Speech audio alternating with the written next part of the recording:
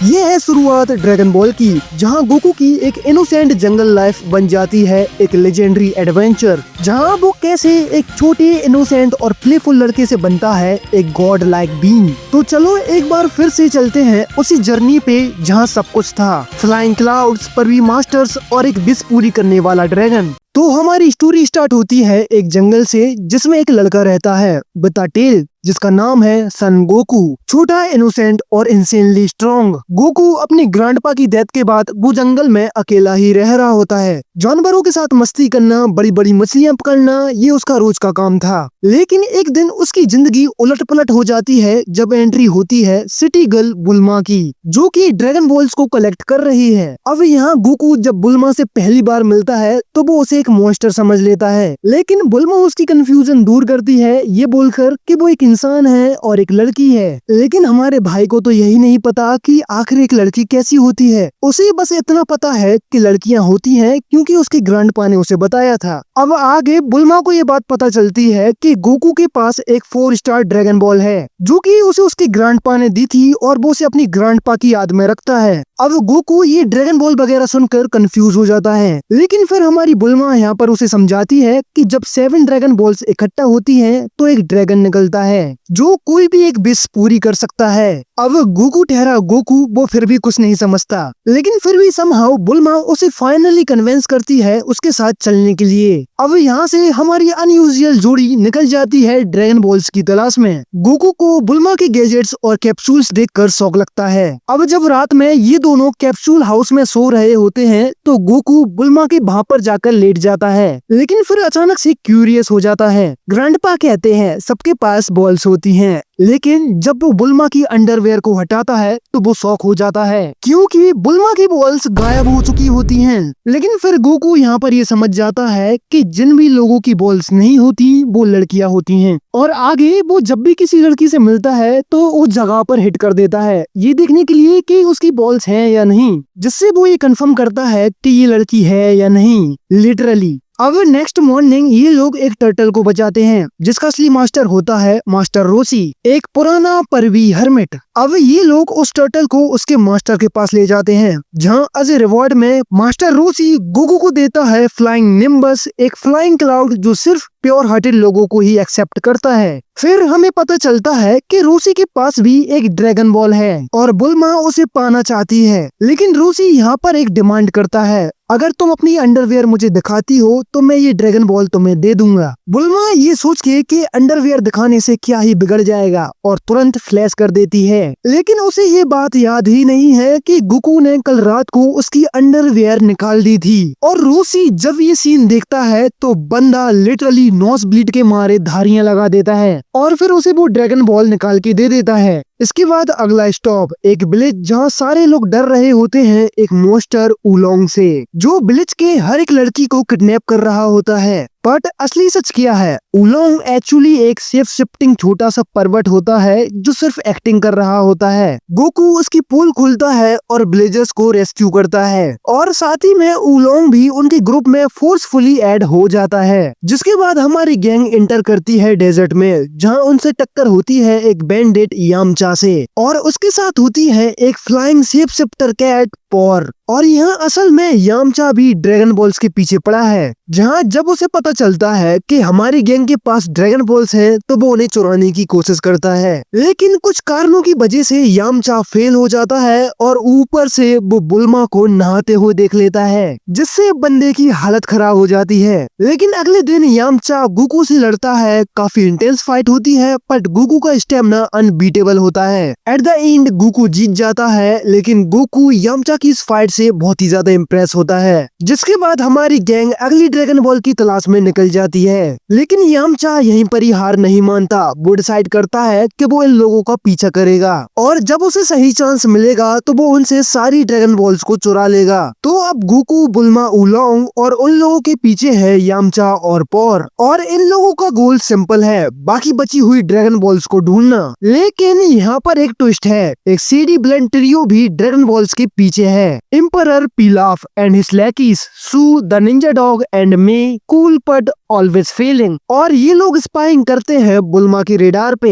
इसके बाद हमारी गैंग पहुंच जाती है फायर माउंटेन, जहां सब कुछ लिटरली जल रहा होता है और वहां रहता है ऑक्सटिंग, एक स्कैरी जायंट बिता ड्रैगन बॉल। लेकिन फिर हमें पता चलता है कि वूकोंग असल में मास्टर रोसी का स्टूडेंट है, और अगर हमारी गैंग को वूकोंग से वो ड्रैगन बॉल चाहिए तो पहले उन्हें इस माउंटेन की फायर को बुझाना होगा, और ये काम कर सकता है सिर्फ एक ही इंसान, मास्टर रोसी। गोकू अपनी फ्लाइंग निम्बस से सीधा मास्टर रोसी के पास जाता है और उसे पूरी कहानी बताता है। अब मास्टर रोसी पहाड़ की आग बुझाने के लिए रेडी तो हो जाता है, लेकिन एक कंडीशन पर, बुल्मा रोसी को अपने साथ फ्लर्ट करने दे, और गोकू इस कंडीशन को एक्सेप्ट कर लेता है। जिसके बाद मास्टर रोसी माउंटेन की आग बुझाने के लिए आ जाता है, और वहाँ हमें पहली बार देखने को मिलती है कामेहामेहा वेव, जो कि ड्रैगन बॉल फैंस के लिए एक लेजेंडरी मोमेंट था। अब रोसी अपनी कामेहामेहा वेव से पूरे फायर माउंटेन को ही उड़ा देता है, लिटरली ओवरकिल, जिसे देखकर गोकू शॉक्ड हो जाता है और सोचता है कि एनर्जी से हम ऐसा भी कर सकते हैं क्या। जिसके बाद गोकू इसे इंस्टेंटली ट्राई करता है and does a mini version of kamehameha, जिसको देखकर रोसी खुद शॉक्ड हो जाता है। गोकू यहाँ पर ये डिसाइड करता है कि वो मास्टर रोसी का स्टूडेंट बनेगा, क्योंकि उसके ग्रैंडपा गोहान भी मास्टर रोसी का स्टूडेंट था।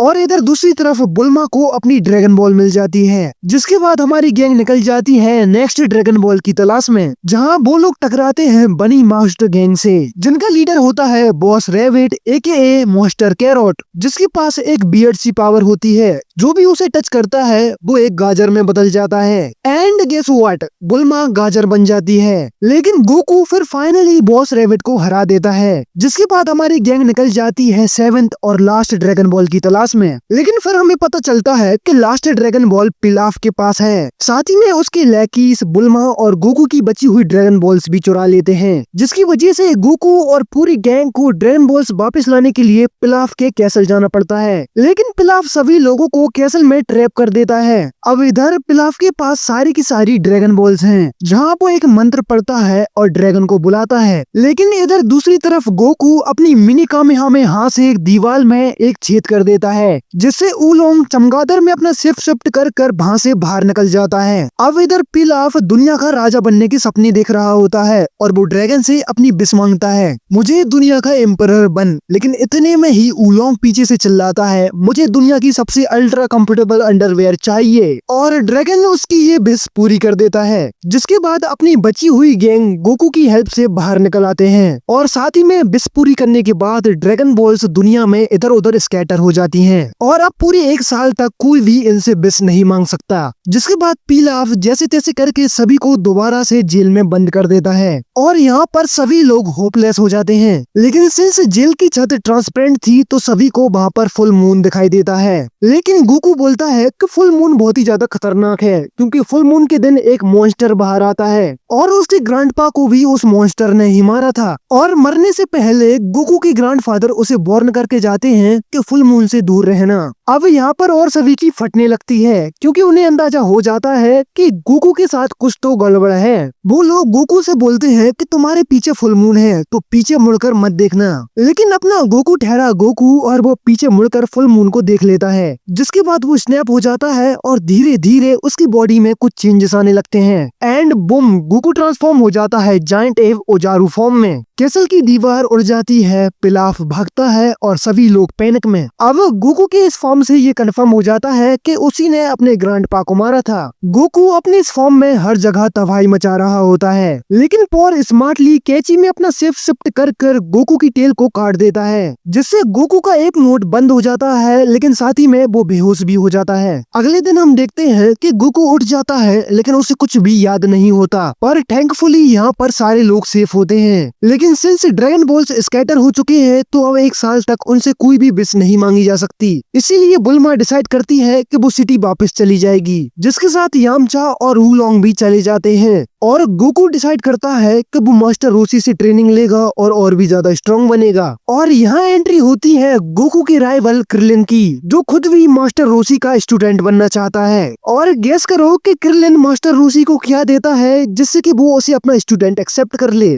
तो वो चीज है मैगजीन, और कोई ऐसी वैसी मैगजीन नहीं जो तुम लोग समझ रहे हो, बिल्कुल वही मैगजीन। खैर at the end master Roshi Goku और क्रिलिन को अपना स्टूडेंट एक्सेप्ट कर लेता है और फिर अगले दिन से इनकी हार्डकोर ट्रेनिंग स्टार्ट हो जाती है, जहाँ इन्हें सुबह 4 बजे उठना है और फिर पूरे गांव में घूम घाम कर मिल्क डिलीवरी, जिसके बाद टर्टल सेल पहनकर mountain running, farming, digging, swimming और वगैरह वगैरह। इसके बाद इनकी ट्रेनिंग नेक्स्ट लेवल पर पहुंच जाती है, जहाँ इनके टर्टल सेल का वजन 20 किलो से बढ़ जाता है। लेकिन इधर रोशी बीच पर चल मार रहा होता है। अब ट्रेनिंग के दौरान क्रिलिन इंटेंशनली चीट करता है, जहाँ वो शॉर्टकट वगैरह लेकर जीतने की कोशिश करता है। लेकिन जब गोकू बिना कोई कंप्लेन करे सब कुछ कर रहा होता है तो क्रिलिन भी उससे मोटिवेटेड हो जाता है। आगे इनकी ट्रेनिंग और भी ज्यादा हार्श हो जाती है, लेकिन मास्टर रोशी इन दोनों की ग्रोथ से बहुत ही ज्यादा इम्प्रेस होता है और धीरे धीरे इसी तरह 1 साल बीत जाता है। अब इतनी हार्ड ट्रेनिंग के बाद गोकू और क्रिलिन अब खुद में मिनी मॉन्स्टर्स बन चुके हैं, physically strong, fast and mentally focused.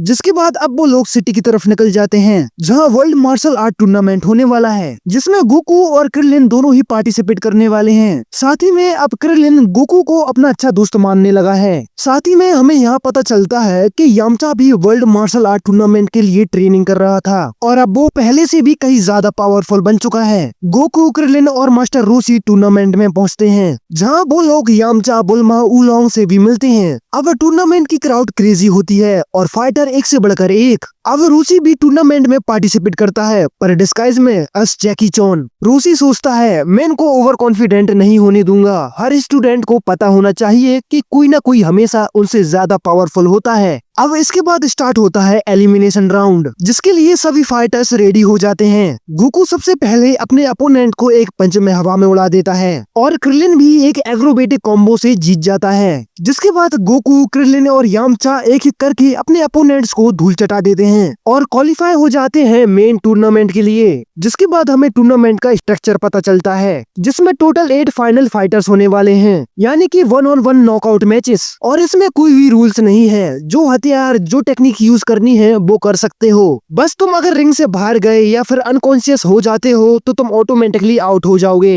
अब गोकू का पहला मैच होता है नामू के अगेंस्ट एक सीरियस डेजर्ट वॉरियर, और क्रिलिन का मैच है बैक्टीरियन से, यस, एक बंदा जो लिटरली नहाता नहीं है। जिसके बाद फाइनली यामचा का पहला मैच है जैकी चॉन से, यानी कि मास्टर रोशी। अब यहाँ टूर्नामेंट का पहला मैच होता है क्रिलिन वर्सेस बैक्टीरियन। बैक्टीरियन की रियल पावर बू, वो अपने आप को खुजाता है, पाद मारता है और अपनी मुंह से गंदी गंदी सांसें निकालता है, जिससे क्रिलिन को उल्टी आने लगती है। लेकिन गोकू ऑडियंस से चिल्लाता है, अरे भाई तेरे पास तो नाक ही नहीं है। क्रिलिन को याद आता है और उसका खोआ हुआ कॉन्फिडेंस दोबारा से वापस आ जाता है। जिसके बाद एक solid kick plus final headbutt और बैक्टीरियन आउट, जिससे ऑडियंस क्रिलिन को चीयर करने लगती है, बिना नाक वाला लड़का जिंदाबाद। जिसके बाद सेकंड मैच स्टार्ट होता है जैकी चॉन वर्सेस यामचा के बीच। यामचा रोशी के डिस्गाइज को नहीं पहचान पाता, पर फाइट में पता चलता है कि ये कोई नॉर्मल बुढ़ा नहीं है। जैकी चॉन अवॉइड करता है यामचा के वुल्फ फैंग फिस्ट अटैक को, जिसके बाद लाइटिंग स्पीड से मूव करता है और एक ही पाम से यामचा को रिंग के बाहर कर देता है। और रोशी मन में ये बच्चे बहुत ही ज्यादा टैलेंटेड हैं, पर इनका ओवर कॉन्फिडेंस तोड़ना बहुत ही जरूरी है।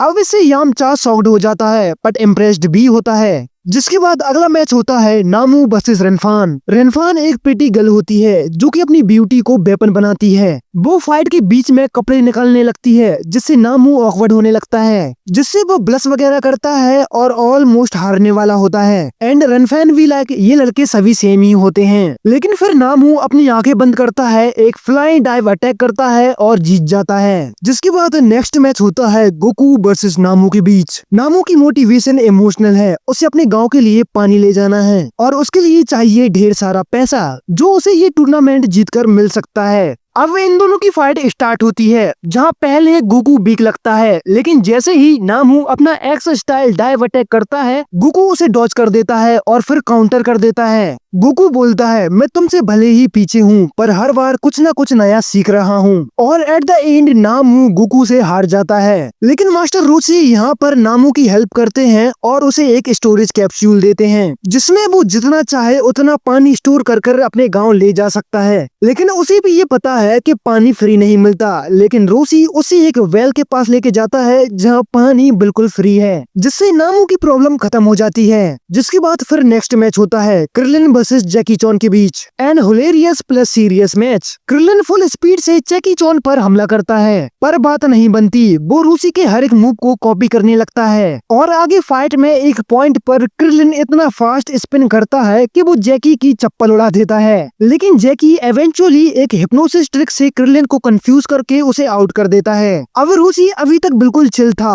बट गोकू को देखकर वो थोड़ा सा नर्वस फील करने लगता है। और अब फाइनल मैच होता है गोकू वर्सेस जैकी चॉन के बीच, और अब इन दोनों की एक लेजेंडरी फाइट स्टार्ट हो जाती है, जहां ये दोनों फेस टू फेस की ब्लास्ट, डॉज, पावर मूव्स ये सब यूज करते हैं। गोकू एक पॉइंट पर अपनी टेल से अटैक करता है, जिससे जैकी शॉक्ड हो जाता है। वो बोलता है कि इस लड़के में बहुत ही ज्यादा पोटेंशियल है और ये सिर्फ शुरुआत है, लेकिन रूसी अपनी की को थंडर में कन्वर्ट कर गोकू पर हमला कर देता है, जिससे गोकू ऑलमोस्ट हारने ही वाला होता है। लेकिन अब शाम हो चुकी थी और आसमान में था फुल मून। गोकू इंसिडेंटली उस फुल मून को देख लेता है और बदल जाता है अपने जायंट एब ओजारू फॉर्म में, जिसे देखकर क्राउड शॉक्ड हो जाती है। गोकू हर जगह तबाही मचाने लगता है, जिससे सभी लोग भाग जाते हैं। अब रोसी नॉर्मली गोकू से नहीं जीत सकता, इसलिए वो फैसला करता है कि वो अपना अल्टीमेट मूव यूज करेगा। वो एक बहुत ही ज्यादा पावरफुल कामेहामेहा यूज करता है, जिससे जायंट एब गायब हो जाता है, जिससे सभी को ये लगता है कि गोकू मर चुका है। लेकिन फिर रूसी बताता है कि उसने गोकू पर हमला नहीं बल्कि चांद पे हमला किया था, और हम लोग देखते हैं कि आसमान से चांद गायब हो चुका है, यानी कि रूसी ने चांद को ही डिस्ट्रॉय कर दिया। जिसके बाद हम गोकू को देखते हैं, जो कि बिल्कुल अनकॉन्शियस था, लेकिन थोड़ी देर बाद वो होश में आ जाता है। लेकिन गोकू यहाँ पर पूरा नंगा रहता है और उसे देखकर लड़कियां शर्माने लगती हैं, पर क्रिलिन उसे अपने कपड़े दे देता है और फाइनल राउंड कंटिन्यू होता है। गोकू और रूसी दोनों ही बहुत ही ज्यादा एग्जॉस्ट हो चुके हैं, लेकिन इसके बावजूद भी वो अपनी hand to hand fight continue रखते हैं। आखिरी मोमेंट में दोनों एक दूसरे को एक फ्लाइंग किक मारते हैं और दोनों लोग जमीन पर।